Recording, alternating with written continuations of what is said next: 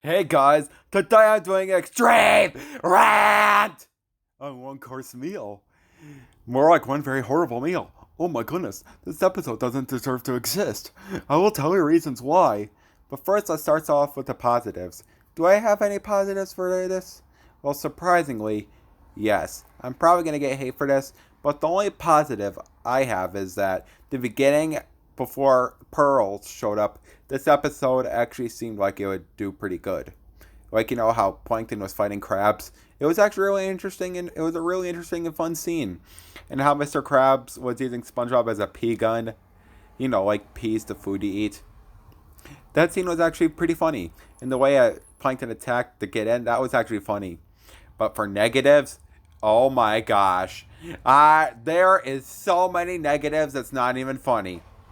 First off, this episode is a plot hole. What I mean by that is, I know SpongeBob doesn't really have continuity, but if you remember the episode "The Algae's Always Greener," which is way better.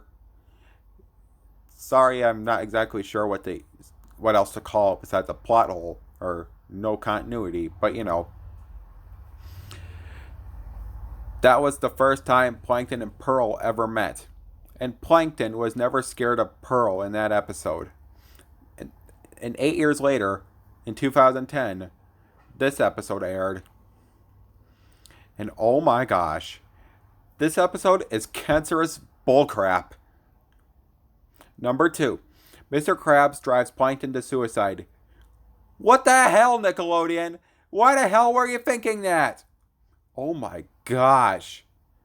Who thought this episode was okay? Oh my goodness. Third, Mr. Krabs thinks it's okay to dress up as Pearl and scare Plankton.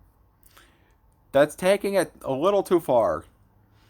Fourth, Mr. Krabs wins at the end when Plankton actually deserves the secret formula after what Mr. Krabs did in this episode. Fifth, the episode title is very cancerous and horrible. Sixth, the title card is cancer. Seventh, everything about the episode is cancer. 8, the writers who made this episode were clearly high on drugs. Anyway, just forget this abomination.